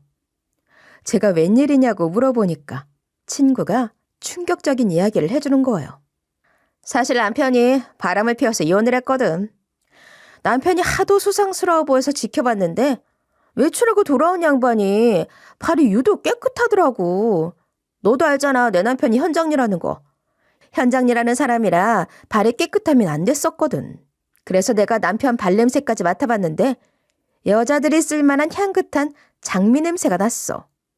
남편 놈은 항상 집에서 오이비누 이런 것만 썼거든. 남편이 바람 피우는 것 같아서 핸드폰 뒤져봤더니 불륜이 맞더라. 친구가 이런 이야기를 쭉 해주면서 이혼 소송의 상간녀 소송까지 진행 중이라고 하길래 깜짝 놀랐어요. 전 친구가 해준 이야기가 뇌리에 박혀 있었는데 남편이 요새 계속 주말에 일하러 가니까 너무 쎄한 거예요.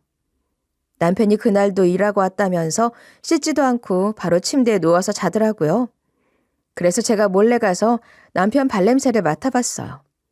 전 당연히 안 씻은 냄새가 날 줄 알았는데 향긋한 냄새가 나는 거예요. 게다가 우리 집에서 안 쓰는 향이라서 설마 싶었어요. 남편놈 핸드폰을 막 뒤져서 살펴봤는데 남편놈 갤러리에 소름 끼치는 사진이 있더라고요. 웬 임대차 계약서로 찍어놨더라고요. 임대차 계약서에 적힌 주소를 확대해서 살펴보니까 오피스텔 건물 같은 거였어요. 마음 같아서는 바로 남편을 깨워서 뭐라 하고 싶었지만 왠지 모르게 여기에 여자가 살 것 같은 거예요. 현장을 잡아야겠다는 생각에 일단 참았죠. 다음 날이 안 그래도 일요일이었거든요. 남편이 일요일에도 일하러 나간다고 할까 싶었는데 역시나였어요. 자연스럽게 일어나서 제가 차려준 밥을 먹더니 저한테 이런 말을 하더라고요. 여보, 어제 못한 잔업이 남아있어서 잠깐 일하고 올게. 오늘은 금방 올 거니까 걱정하지 마. 만약에 내가 연락 없으면 먼저 점심 밥 먹고 있어. 이 말을 들은 순간 움찔했어요. 설마 남편이 그 오피스텔로 가려고 그러나?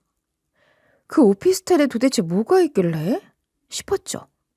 남편이 저 몰래 파렴치한 짓을 저지르고 있는 것 같아 심장이 빠르게 뛰었지만 티내지 않으려고 했어요. 그래서 평소처럼 이렇게 말 걸면서 집안일하고 있었는데요. 또 출근이야? 고생이네. 점심밥은 되도록 집에서 먹어. 주말 잔업은 그럴 수 있지 않아? 회사도 가까운데 주말 잔업 때는 집으로 와서 좀 같이 먹자. 남편 생각해주는 척 연기를 하면서 바쁘게 움직였는데요. 제가 집안일에 정신 팔린 줄 알고 남편이 제 말에 대꾸도 안 하고 가더라고요. 저는 남편이 나가길 기다리고 있다가 바로 뒤따라갔죠. 예상대로 남편이 회사로 안 가고 전혀 다른 길로 가는 거예요. 남편이 간 곳엔 오피스텔이 있었어요. 남편이 아주 당당하게 거기로 들어가는 거예요. 안 그래도 임대차 계약서에서 남편이 몇 호에서 사는지 알고 있었거든요. 그래서 엘베 타는 남편을 먼저 보내고 제가 그 다음에 따라갔죠. 혹시나 여자 목소리가 들릴까 403호 현관문에 귀를 대고 있었죠. 여자 목소리는 안 들리는데 남편이 누군가랑 이야기하는 소리는 들리는 거예요. 제가 기척 소리를 듣고 눈가를 획 돌아가서 403호 문을 쾅쾅쾅 두드렸어요. 그러니까 남편이 우당탕 소리를 내면서 나오더라고요. 남편이 절 보자마자 이렇게 황당한 대꾸를 하는 거 있죠? 여보, 여기는 어떻게 알고 왔어? 당신 언제부터 미행한 거야? 언제부터 알고 있었는데, 어? 알고 있으면 말을 하지. 남편이 얼굴이 시뻘개진 채 말을 더듬더라고요. 저는 그런 남편이 더 수상스럽게 느껴져서 이런 식으로 쏟아내고 말았어요. 누구야? 누구랑 바람 피우고 있었어? 언년이랑 같이 있는 건데? 나와봐. 누군지 좀 보자. 누구길래 이렇게 오피스텔까지 구한 거야? 아주 새살림을 차려놨네. 제가 잔뜩 흥분한 채 길길이 날뛰기 시작했거든요. 그러니까 남편이 인상을 팍 쓰면서 아주 당당하게 이리 대꾸하는 거예요. 뭐? 언년? 지금 무슨 소리 하는 거야? 나는 당신 두고 바람 피운 적 없어. 여기 아무도 없다고. 그렇게 의심되면 안으로 들어와서 봐봐. 저는 남편이 그러거나 말거나 밀쳐내고 집 안으로 들어가 봤거든요. 그런데 아무도 없는 거예요. 대신 뭐가 있었는지 아세요? 고사양 컴퓨터 한 대가 떡하니 놓여있는 거예요. 그걸 본 순간 맥이 탁 풀려서 남편에게 이리 물었어요. 뭐야 이게? 아까 당신이 누군가랑 이야기하던 건 뭔데? 여자 아니었어? 고작 게임하려고 보증금 내고 오피스텔까지 빌린 거야? 제가 진짜로 게임 때문에 남편이 오피스텔을 구한 건가 싶어서 주변을 둘러봤거든요. 그 좁은 방 안에 있는 옷장이랑 화장실, 심지어 싱크대 아래 선반까지 열어봤어요. 사람이 숨어있을 만한 곳은 다 봤는데 아무도 없더라고요. 어이없게도 남편이 자기는 떳떳하다는 식으로 이리 이야기하는 거예요. 응, 진짜야. 나 바람 안 폈어. 당신이랑 내 아들이 있는데 다른 여자를 왜 만나? 게임하면서 사람들이랑 이야기하고 있었어. 이 사람들도 전부 다 남자야. 집에서 게임하면 자꾸 언제까지 할 거냐고 물어보고 아들 녀석이 방해하니까 편하게 하려고 그랬어. 당신 속여서 미안해. 게임으로 스트레스 풀고 싶은 마음에 어쩌다 보니 일이 이렇게 됐네. 남편이 결혼 전부터 게임을 좋아하는 건 알고 있었는데 결혼 후에는 안 하고 있어서 걱정을 안 했거든요. 그런데 저 몰래 편하게 게임하려고 집까지 빌리고 컴퓨터까지 사놨던 거였어요. 속에서 점점 열불이 나길래 남편에게 이를 따지기 시작했어요. 도대체 왜 그랬어? 여기 보증금은? 여기 월세는? 여기 관리비는 누구 돈으로 냈고? 게다가 이 비싸 보이는 컴퓨터는 또 어쩌고? 이거 다 당신 돈이랑 내 돈으로 나간 거 아니야? 편하게 게임하고 싶으면 집 근처 PC방 가면 되잖아. 남편이 과연 뭐라 변명할까 귀 기울이고 있었거든요. 바로 그때 남편이 황당하게도 이런 변명을 해대는 거예요. 평생 PC방 갈 돈 계산해보니까 이게 더 싸게 먹혀서 그랬어. 그리고 PC방 가면 몸에 담배 냄새가 배서 당신한테 항상 걸리더라고. 당신 후각 예민하잖아. 매번 게임하지 말라고 얘기하길래 당신 몰래 게임하려고 오피스텔까지 구한 거야. 한마디로 남편이 제 눈치 안 보고 취미생활을 즐기기 위해 제 돈까지 쓴 거예요. 어쩐지 제 월급까지 전부 다 빼앗아가서 용돈으로 주겠다고 하더라고요. 아끼자 노래를 불러서 제 옷 한 벌 못 사고 있었는데 남편이 개떡같이 아껴서 지 좋은 데 쓰고 있었던 거죠. 제가 배신감에 난리를 치다가 남편 놈 등짝을 치면서 소리쳤어요. 아끼라고 강요해서 아들이랑 나 힘들게 하더니 이런 데 쓰고 있었어? 우리 아들이 당신 때문에 먹고 싶은 거 말도 못하고 꾹 참다가 킹스베리 하나 겨우 말했는데 이건 배신 아니야? 안 되겠다. 이제부터 내가 돈 관리해야겠다. 남편 놈이 황당하게 거기서 반박하려고 하더라고요. 자기한테 한 번만 기회를 달라면서 이런 주장을 펼치는 거 있죠? 아니, 이렇게 한 번에 경제권을 가져간다고? 나 아직 재테크도 제대로 안 해봤단 말이야. 재테크 정도만 해보고 넘겨주면 안 될까? 나 진짜 요즘 게임에 미쳐서 살아서 그렇지. 정신 차리고 재테크하면 대박 난다니까? 이거 완전 미친 거 아닌가요? 이런 걸 남편이자 가장이자 평생의 배우자라고 생각하고 결혼했다니 제가 너무 한심하게 느껴져서 이렇게 비아냥대고 말았어요. 그래, 그럼 짐 싸서 보내줄 테니 여기서 살아. 여기서 게임도 하고 재테크도 하면서 하고 싶은 거 실컷 하고 살라고. 우리 집으로는 절대 못 돌아오니까 그렇게 알고 있어. 이러고 전 남편 놈이 뭐를 하든 간에 오피스텔에 그냥 빠져나왔는데요. 집에 돌아가서도 화가 가라앉지를 않는 거예요. 우리는 진짜 허리띠 졸라매며 사느라 외식도 못했거든요. 우리 아들은 요즘 애들이 입에 달고 사는 마라탕, 탕후루도 먹어본 적 없었죠. 어느 날은 아들도 속상했는지 집으로 돌아와서는 저한테 이런 말을 하더라고요. 엄마, 친구들이 오늘도 마라탕 먹고 탕후루 사 먹자고 했거든? 그런데 내가 돈이 없다고 하니까 친구들이 이상하게 생각해. 어떤 애는 엄마한테 돈 달라고 하래. 그걸 왜 안 사주냐고. 이 말을 듣고 아들이 얼마나 안쓰러웠는지 몰라요. 전 그래도 남편이 우리 생각해서 전부 다 적금하고 있다고 하길래 믿고 있었는데 뒤통수를 맞았다는 생각에 남편 놈 짐 싸서 전부 다 밖에 던져놨어요. 전 결혼하기 전에 좋아하던 취미 하나도 못하고 있는데 지만 즐기고 있었던 거잖아요. 남편이랑 아들 생각해서 하고 싶었던 골프, 스키 모두 포기하고 살고 있었거든요. 남편도 좋아하는 게임 참고 있으니까 저도 잘 참아왔던 건데 저만 가정에 헌신적이었던 거였어요. 남편이 도대체 언제부터 도집살림을 했는지 몇 년간 절 속여온 건지 가늠이 안 가더라고요. 진짜 생각할수록 속이 부글부글 끓는데 갑자기 초인종 소리가 들리는 거예요. 전 당연히 남편 놈인 줄 알고 문을 벌컥 열었는데 시모였어요. 시모가 갑자기 저를 와락 껴안더니 토닥여주는 거예요. 그러면서 제게 이런 말씀을 해주시는 거 있죠? 며느라, 아들한테 다 들었다. 세상에 그놈이 네 몰래 오피스텔을 계약했다며. 그것도 게임하려고. 그놈이 뭐가 잘났다고 고사양 컴퓨터까지 들여놨다는 말까지 해주더라. 내가 아들을 철업시켜서 미안하다.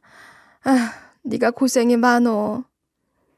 제가 남편을 사촌기 아들한테 하듯이 혼내니까 엄마한테 쪼르르 가서 또 일렀나 봐요. 시모라도 정신이 똑바로 박혀 있어서 다행이죠. 시모의 위로에 눈물 콧물 다 쏟아냈어요. 그동안 거지같이 아껴왔던 게 주마등처럼 스쳐 지나갔거든요. 오랜만에 영화를 보러 갔는데 영화 티켓 값이 생각보다 비싸져서 다시 돌아왔던 일. 드라이브는 공짜라고 주말마다 나갔지만 밖에서 음식을 사 먹지 못하게 해서 아들이 남들이 먹던 걸 보고만 있었던 일까지. 먹고 싶은 거 못 먹고 사고 싶은 거 못 사는 게 생각보다 서러운 일이더라고요. 시모가 이런저런 한참 동안 위로해 주더니 제게 이런 이야기를 해주셨어요. 그만 울어라. 울 가치도 없는 일이다. 내가 봐도 아들놈 정신머리가 글러먹었어. 내가 아직 덜 자란 게 분명하다. 이번 기회에 그놈 정신교육을 시켜줄게. 그 오피스텔 직접 처리하고 아들놈 우리 집으로 끌고 가서 혼쭐을 내줘야겠다. 시모가 이렇게까지 저를 위해주니까 그나마 서러움과 분함이 가라앉더라고요. 전 말만이라도 너무 감사했죠. 그렇게 시모가 나서주셔서 마음이 놓였어요. 시모가 이렇게까지 나서준 건 처음이었거든요. 시모까지 나섰으니 남편이 다시는 그런 짓 안 할 거라고 생각할 쯤이었어요. 현관문 비밀번호 누르는 소리가 들려서 지켜보고 서 있었거든요. 남편이 제 눈치를 보면서 들어오더라고요. 제가 거기서 남편이 들어오지 못하게 막아서면서 이리 말해버린 거죠. 그 오피스텔에서 그냥 살지 뭐하러 들어왔어? 가서 평생 게임이나 해. 당신은 여기보다 거기가 더 좋을 거 아니야? 그러니까 가족들이 먹고 싶은 게 있든 말든 가고 싶은 게 있든 말든 개무시하고 전부 다 게임에 몰빵한 거 아니야. 제가 일이 빈정되면 평소 같았으면 똑같이 시비를 걸거나 실없는 농담으로 넘어갔을 거예요. 그런데 정말로 시어머니가 나서기도 했고 옆에 계셔서 그런지 남편이 주눅든 채 이렇게 말하더라고요. 아니야 여보, 내가 미안해. 나 방금 오피스텔 내놓고 나왔어. 내가 진짜 바보 같고 생각이 짧았던 것 같아. 우리 엄마도 나 이러다가 이혼당할 거라고 하더라. 다음부턴 진짜 이런 일 없도록 할게. 이제 경제권 당신한테 넘길게. 내가 용돈 받을 테니까 용서해주라. 그 뒤로 진짜로 제가 경제권을 가지게 됐는데요. 남편 월급 관리도 제가 하고 남편에게 용돈을 주게 됐지만 문제는 남편의 짠돌이 기질에 있었어요. 여전히 남편이 물티슈나 휴지와 같은 부분은 여전히 각박하게 아껴야 하고 불도 밤에만 켤 수 있게 했거든요. 하지만 이것도 전부 다 나아지긴 했어요. 제가 게임과 오피스텔 이야기만 꺼내면 마음껏 쓰십시오가 튀어나오더라고요. 그러다 며칠이 흘렀을까요? 제가 그날 퇴근 후에 청소를 하고 있었는데요. 갑자기 웬 택배가 도착한 거예요. 택배 상자 이름에 시모가 운영하시는 한의원 이름이 떡하니 박혀 있더라고요. 우리 시모가 한의사시거든요. 보낸 사람 이름을 확인해 보니까 역시나 시모셨어요. 제가 놀라서 시모한테 전화해서 일이 물어봤죠. 어머님, 웬 보약을 다 보내셨어요? 이거 비싼 거 아니에요? 아, 뭐가 안 비싸긴 안 비싸요. 제가 어머님 병원 안 가본 것도 아닌데 이런 거 안 주셔도 되는데. 시어머니께서 끝까지 비싼 거 아니라고 강조하면서 부담 갖지 말래요. 게다가 어머님이 이런 말씀까지 해주시더라고요. 며느리니가 아들 때문에 고생하는 게 뻔히 보이는데 어떻게 안 해주니? 안 그래도 아들이 그러더라. 네가 몇 달 전에 쓰러졌다고. 원기회복에 좋은 보약이니까 꼭 식후에 챙겨 먹어. 친정엄마도 이렇게까지 안 챙겨주시는데 너무 감동이었죠. 그래서 시어머니께 살갑게 이야기하고 있었는데요. 어머님, 감사해요. 진짜 어머니밖에 없는 것 같아요. 어머님, 뭐 필요하신 거 없으세요? 저번에 뭐 소고기 한우 사드린 거 그거 잘 드시던데 그거 보내드릴까요? 제가 시모께 드릴 선물을 생각하고 이것저것을 말하고 있었죠. 그런데 어머님은 하나도 안 듣고 계셨나 봐요. 갑자기 이런 질문을 다 하시더라고요. 그런데 택배 오자마자 보약 뜯어 먹었냐? 아직 한 개도 안 먹었지?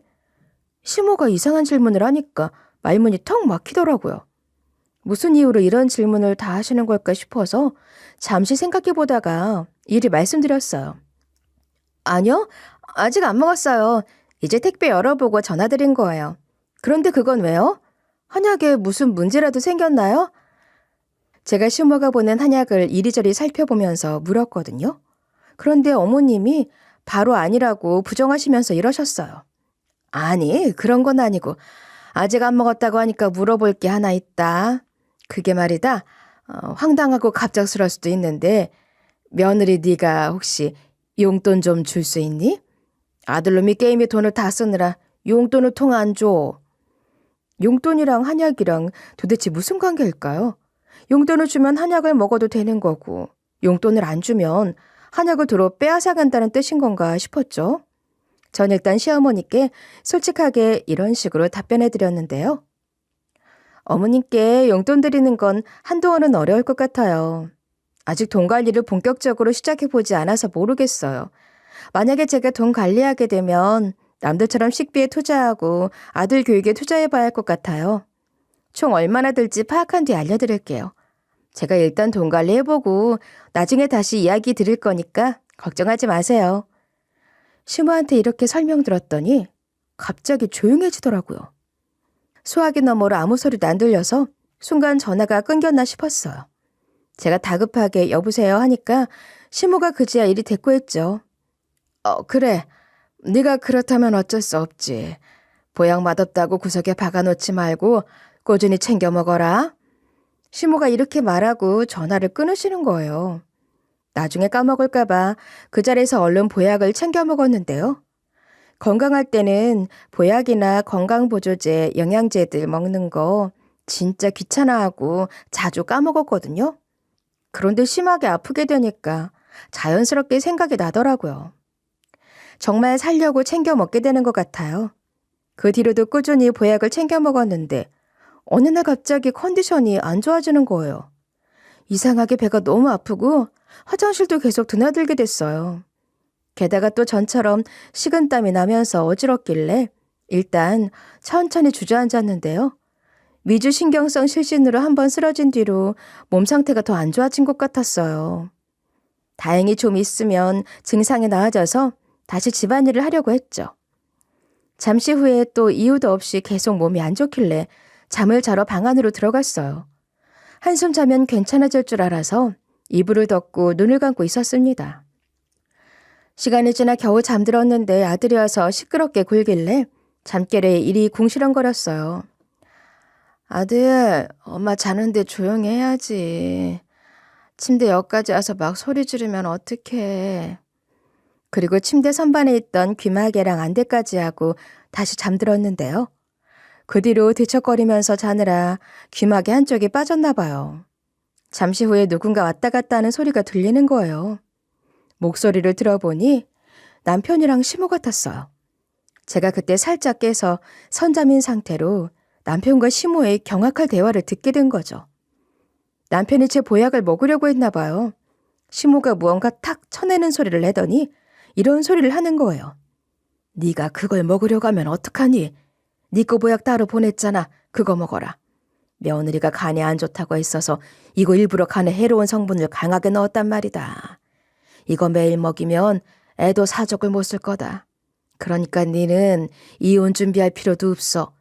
이혼보단 사별이 훨씬 깔끔한 게야. 남편은 자기 거랑 똑같은 건 줄 알았다고 하는데 제가 귀마개를 하고 자는 줄 알고 아주 편하게 쏙닥거리더라고요. 남편이 경악을 하면서 그 정도로 며느리가 싫냐는 말을 하니까 시모가 이런 말을 했어요. 당연하지. 네가 나한테 주는 용돈 싹 다 끊기게 생겼는데 좋아하겠니? 안 그래도 한의원 찾아오는 환자 하나도 없어서 미치겠는데 이제 월세 낼 돈도 없어서 한의원 내놓게 생겼다.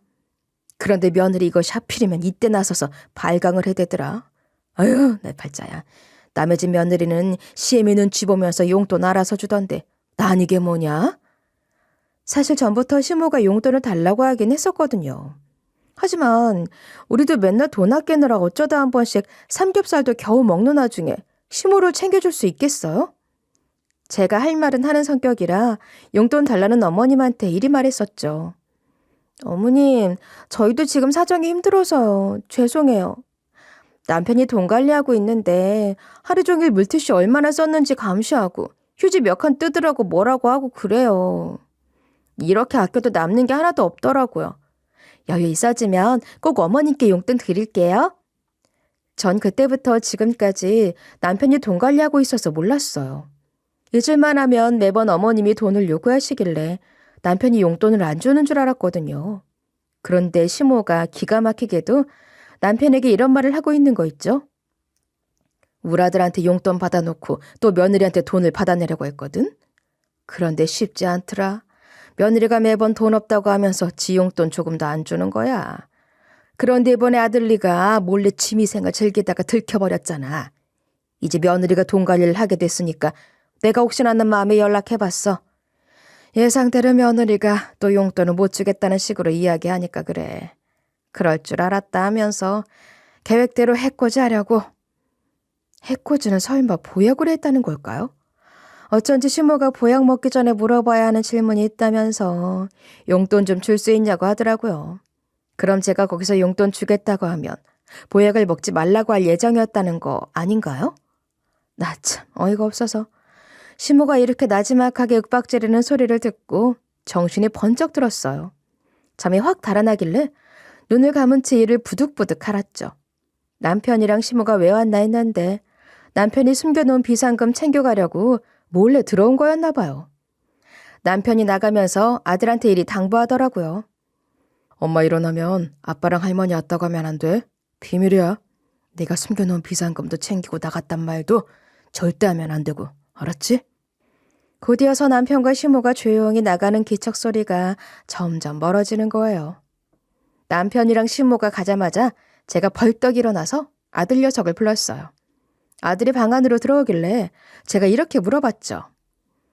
아빠랑 할머니가 어떻게 들어온 거야? 엄마가 그렇게 깊게 잠들어 있었어? 그러니까 아들 녀석이 저를 보고 깜짝 놀라서는 언제부터 깨 있었냐고 물어보면서 이러더라고요. 엄마가 푹 잠들었던 사이 아빠가 현관문 빼꼼히 열어서 엄마 뭐하고 있냐고 물어보던데?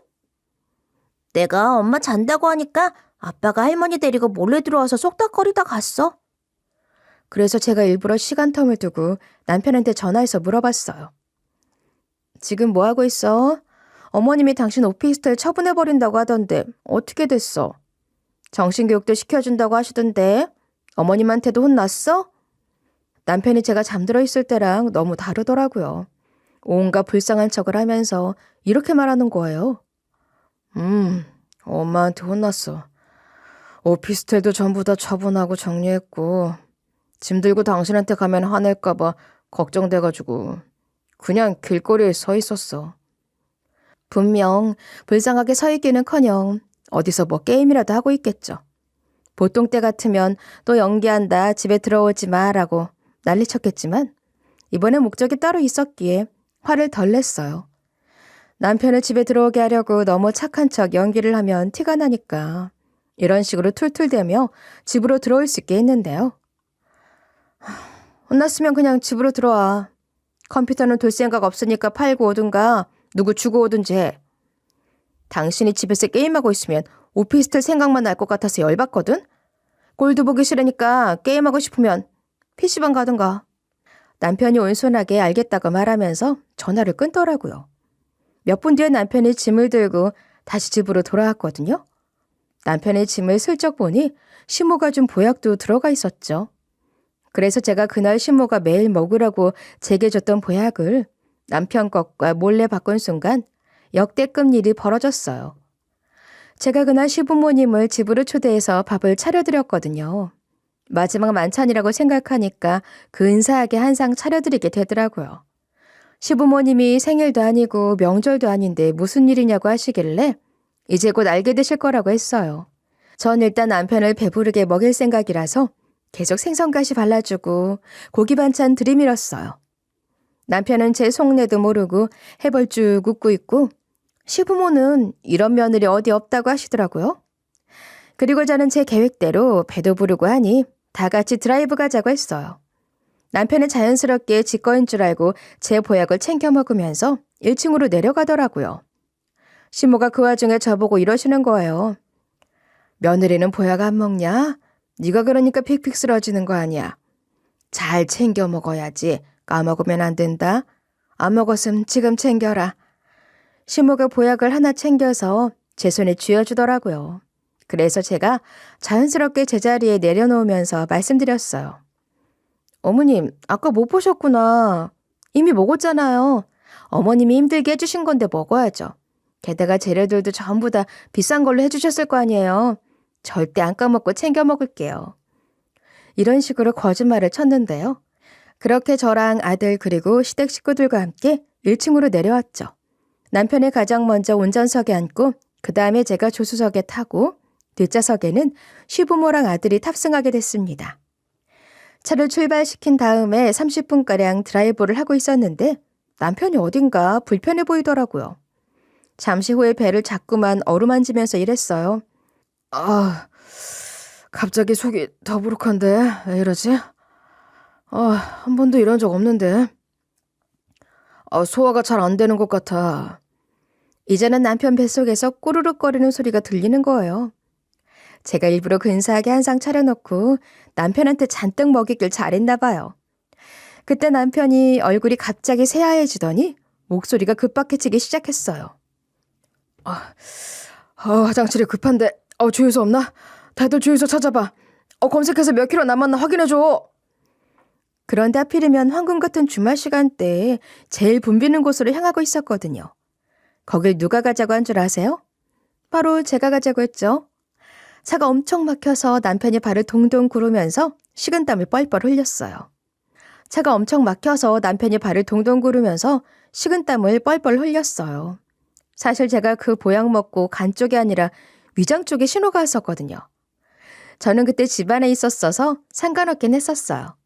대신 남편 눈 골려줄 엄청난 짓을 생각한 거죠. 저보고 보약으로 간을 망가뜨릴 거라는 식으로 말하더니 시모가 진짜 실력 없는 것 같더라고요. 시모 한의원에 환자가 없는 이유가 있었네요. 제가 이런 생각을 하면서 시모 비웃는 동안 남편 꼴은 더 우스워지고 있었어요. 엉거주춤한 자세를 온 힘을 다해 참고 있길래 제가 이런 식으로 첨언을 좀 해줬죠. 그러다 옷에 실수하면 어쩌려고. 그냥 길거리에서 볼일 봐. 저기 숲으로 있는 데 가서 일 보는 게 낫지 않아? 저기 저 안쪽으로 들어가면 안 보일 것 같은데. 이런 식으로 부추기니까 남편놈도 바지에 실수하는 것보다 나을 것 같다고 생각했나 봐요. 급하게 차문을 열어젖힌 다음 풀숲 쪽으로 가려고 했어요. 그런데 남편이 자기 발에 걸려서 넘어진 거예요. 그 자리에서 바로 지려버린 거죠. 그때 차가 진짜 거북이처럼 기어가고 있었는데 모든 운전자가 그 꼴을 본 거예요. 웅성거리면서 사진 찍는 사람도 있더라고요. 제가 그 꼴을 보고 엄청 비웃어주고 있는데 시모가 버럭 소리를 지르는 거예요. 설마 네가 보약 바꿔치기했냐? 아들한테 해준 보약은 공을 들여서 부작용이 있을 리가 없는데. 시모가 이리 물어보면서 네 남편이 저런 망신을 당하고 있는데 왜 웃고 있냐고 뭐라 하더라고요. 그래서 제가 더 활짝 웃어주면서 이리 물어봤어요. 그럼 제 보약은 눈 감고 만드셨나 봐요. 아님 일부러 저 해코지 하려고 다른 거라도 타셨어요? 이런 식으로 따지니까 시모가 아무 말도 못하더라고요. 그래서 제가 이런 식으로 공갈해버리고 말았습니다. 그럼 저 어머님 고소할게요. 의사가 환자를 해코지하면 쓰겠어요? 저 이거 공론화해서 어머님 의사 면허 박탈하게 할 거예요. 시모가 그제야 사태 파악을 했나 봐요. 남편이랑 똑같이 얼굴이 새하얘지더니 저한테 이러더라고요. 아니 그게 그런 게 아니라 미안하다 며느라. 정말 미안해. 네가 전부 다 눈치챈 것 같아서 하는 말인데 네가 나한테 용돈을 안 준다고 하길래 괘씸해서 골탕 좀 먹이려고 했던 거야. 절대로 엄청나게 독한 건 아니라서 한 번에 쓰러진다거나 그런 건 없다. 진짜야. 네가 한두 개밖에 먹지 않았니? 그거면 몸에서 거의 다 해독해버렸을 거라니까. 시모가 악한 의도로 보약을 줬으면서 몸에 이상이 없을 거라고 얘기하니까 너무 짜증나더라고요. 그래서 제가 시모에게 이리 윽박지르고 말았어요. 어머님, 그냥 사과하지 마세요. 전 받아줄 마음 없거든요. 전 저런 남편이랑 이런 시모? 가족이라고 생각하기 싫어서 이혼도 하고 고소도 할 거니까 미안해하실 필요 없어요. 그러니까 시모가 무릎 꿇고 빌겠대요. 진짜로 차 밖으로 나가서 조수석 쪽으로 온 다음에 이리 사정하시더라고요. 아우 며느라, 내가 이렇게 무릎 꿇고 빌게. 병원이 너무 안 돼서 빚이 많아지니까 내가 순간 미쳤던 것 같다. 제발 한 번만 봐주면 안 되겠니? 시모가 아스팔트 길에서 무릎 꿇은 채 울먹거리고 있어도 하나도 안 불쌍해 보였어요. 그래서 시모 무시하고 아들이랑 같이 반대편 차선으로 갔는데요. 거기는 진짜 하나도 안 막히고 차 쌩쌩 달리고 있었거든요. 거기서 아들이랑 같이 택시 잡고 와버린 거예요. 시모가 허망하게 손 뻗으면서 쫓아와 봤지만 저 붙잡지도 못했어요. 그 길로 남편이랑 살던 집에서 제 짐이랑 아들 짐까지 다 싸들고 나와버렸죠. 그리고 친정집에서 지내면서 이혼소송 걸어서 승소까지 했는데요. 이전 남편놈한테 재산 분할 받은 돈으로 아들이랑 편하게 살고 있어요. 이전 시모는 어떻게 참교육 시켜줬냐고요? 보약 성분 검사를 의뢰해서 이전 시모가 그 안에 무얼 넣었나 파악해버렸죠. 그리고 이전 시모랑 나눈 통화 내용들이 있잖아요. 제 핸드폰에 자동 녹음돼서 저장되어 있었거든요. 분명히 녹음본에는 이전 시모가 원기회복을 위한 보약이라고 말씀하셨으니까 그걸 빌미로 고소를 준비해버렸어요. 그 결과 고의성이 다분하게 발견돼서 이전 시모가 그에 합당한 벌을 받게 됐어요. 거기서 제가 이전 시모와 이전 시모가 운영하는 한의원에 관한 정보를 슬쩍 흘려놨죠. 인터넷 한두 군데 이런 글 올려놓으니까 효과가 제법 있던데요. 제가 뭐라 적어놨길래 효과가 있었냐고요? 대충 이런 식으로 글을 작성해버렸습니다. 원기회복하려고 보약 좀 지우려고 갔더니 여기 한의원에서 지은 보약 먹고 큰일 날 뻔했습니다. 드라이브 하다가 천국 다녀왔어요. 화장실도 못 찾고 게다가 기름 막히고 풀스페르드 일을 보려고 하다가 바지에 실수해버려서 아직도 수치스럽습니다. 원기회복이 아니라 원기 반납해버렸네요. 제가 이렇게 남편의 후기를 대신 적어놓으니까 이전 시모 한의원에 아무도 안 갔나 봐요.